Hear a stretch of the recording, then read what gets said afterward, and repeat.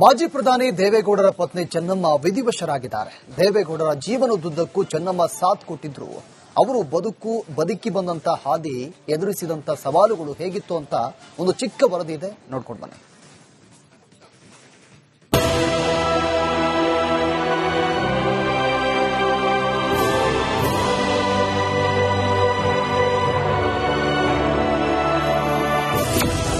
ದೊಡ್ಡಗೌಡರ ಸಾಧನೆಗೆ ಸ್ಫೂರ್ತಿಯಾಗಿದ್ದ ಚೆನ್ನಮ್ಮ ಅರ್ಧಾಂಗಿ ಆತ್ಮಸ್ಥೈರ್ಯದಿಂದಲೇ ಕೀರ್ತಿ ಶಿಖರ. ದೇವೇಗೌಡರ ರಾಜಕೀಯ ಜೀವನದಲ್ಲಿ ನೆರಳಿನಂತೆ ಹಿಂದೆ ನಿಂತು ಶ್ರೀರಕ್ಷೆಯಾಗಿದ್ದುದು ಬೇರಾರುವಲ್ಲ, ಅದು ಅವರ ಧರ್ಮಪತ್ನಿ. ಕಳೆದ 62 ವರ್ಷಗಳಿಂದ ರಾಜಕೀಯ ಅಖಾಡದಲ್ಲಿ ದೇವೇಗೌಡರು ಇಂದಿಗೂ ಓಡುವ ಕುದುರೆಯೇ ಸರಿ. ಶಾಸಕ, ಮಂತ್ರಿ, ಮುಖ್ಯಮಂತ್ರಿ, ಪ್ರಧಾನಿಯಾಗಿಯೂ ಕನ್ನಡದ ಕೀರ್ತಿ ಪತಾಕೆ ಹಾರಿಸಿದ್ದು ದೇವೇಗೌಡರ ಮಹೋನ್ನತ ಸಾಧನೆ. ಇಂತಹ ರಾಜಕೀಯ ಕುಟುಂಬದಲ್ಲೇ ಜೀವಿಸಿದ್ದ ಚೆನ್ನಮ್ಮನವರು ಎಂದಿಗೂ ಸಾರ್ವಜನಿಕ ವಲಯದಲ್ಲಿ ಅಷ್ಟಾಗಿ ಗುರುತಿಸಿಕೊಂಡವರಲ್ಲ. ಸದಾ ಎಲೆಮರೆಯ ಕಾಯಿಯಂತೆ ಪತಿಯ ರಾಜಕೀಯ ಜೀವನಕ್ಕೆ ಬೆನ್ನೆಲುಬಾಗಿ ನಿಂತಿದ್ದವರು ಚೆನ್ನಮ್ಮನವರು. ಪತಿ ರಾಜಕೀಯ ಜೀವನದಲ್ಲಿ ಸದಾ ಬ್ಯುಸಿಯಾಗಿದ್ದಾಗಲೂ ಮಕ್ಕಳ ಲಾಲನೆ ಪಾಲನೆಯಲ್ಲಿ ತೊಡಗಿಸಿಕೊಂಡಿದ್ದ ಚೆನ್ನಮ್ಮ ಅವರ ಭವಿಷ್ಯಕ್ಕೊಂದು ಸುಂದರ ರೂಪ ನೀಡಿದವರು.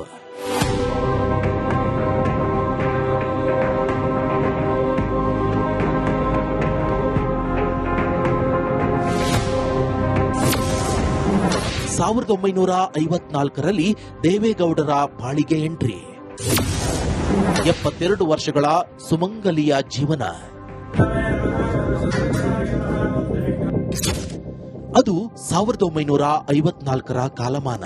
ಹಾಸನದ ಹರದನಹಳ್ಳಿಯ ಭತ್ತದ ಬೆಳೆಗಾರರಾಗಿದ್ದ ದೊಡ್ಡಗೌಡರು ತಮ್ಮ ಮಗನಿಗೆ ವಿವಾಹ ಮಾಡಲು ತೀರ್ಮಾನಿಸಿದ್ರು. ಇದೇ ಹೊತ್ತಲ್ಲಿ ಚೆನ್ನಮ್ಮನವರೊಟ್ಟಿಗೆ ಸಪ್ತಪದಿ ತುಳಿದ ದೇವೇಗೌಡರು ಅಂದಿನ ಮಟ್ಟಿಗೆ ಗುತ್ತಿಗೆದಾರರಾಗಿ ಕಾರ್ಯನಿರ್ವಹಿಸುತ್ತಿದ್ರು. ಅಂದು ಗೌಡರ ಮನೆಗೆ ಸೇರಿದ್ದು ಒಳಬಂದ ಚೆನ್ನಮ್ಮನವರದ್ದು ಮುಂದೆ ಮುಟ್ಟಿದ್ದಲ್ಲ ಚಿನ್ನದಂತಹ ಕಾಲ. ಗುತ್ತಿಗೆದಾರರಾಗಿದ್ದ ದೇವೇಗೌಡರು 1962ರಲ್ಲಿ ಮೊದಲ ಬಾರಿ ಹೊಳೆನರಸೀಪುರದಿಂದ ಶಾಸಕರಾಗಿ ರಾಜಕೀಯ ರಂಗ ಪ್ರವೇಶಿಸಿದ್ರು. ಅಂದಿನಿಂದಲೂ ಪತಿಯ ಕನಸಿಗೆ ನೀರೆರೆಯುತ್ತಲೇ ಸಾಗಿದ್ದ ಚೆನ್ನಮ್ಮನವರು ಎಂದಿಗೂ ಕೀರ್ತಿ, ಸಾಮಾಜಿಕ ಮನ್ನಣೆ, ಆಡಂಬರತೆಯ ಗೋಜಿಗೆ ಹೋದವರಲ್ಲ. 6 ಮಕ್ಕಳ ತುಂಬಿ ಕುಟುಂಬದ ನೊಗಭಾರ ಹೊತ್ತು ತಾಯಿ ಪ್ರೀತಿಯನ್ನ ತಾರೆ ಎರೆದ ಅಪರೂಪದ ಜೀವ.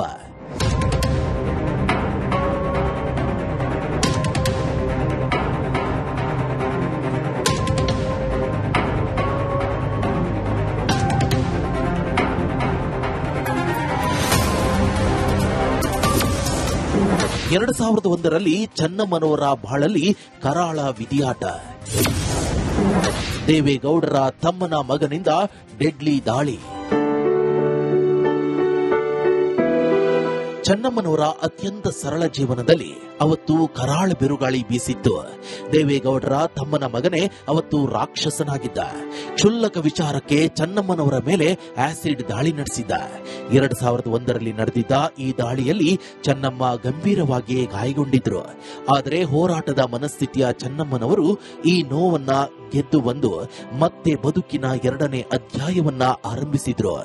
ಅಂದಿನ ಈ ಘಟನೆಯಲ್ಲಿ ಎಚ್.ಡಿ. ರೇವಣ್ಣನವರ ಪತ್ನಿ ಭವಾನಿಯವರಿಗೂ ಗಾಯಗಳಾಗಿದ್ದು ಸುಳ್ಳಲ್ಲ.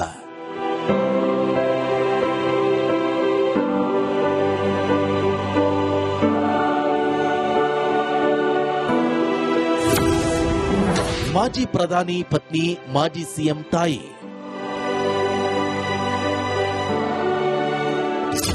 ನಿಜಕ್ಕೂ ಇದು ಎಂತವರ ಪಾಲಿಗೂ ಸುವರ್ಣಾಕ್ಷರದಲ್ಲಿ ಬರೆದಿಡುವ ಕ್ಷಣ. 1994 ಕರ್ನಾಟಕದ 14ನೇ ಮುಖ್ಯಮಂತ್ರಿಯಾಗಿ ದೇವೇಗೌಡರು ಅಧಿಕಾರವನ್ನ ಸ್ವೀಕರಿಸಿದ್ರು.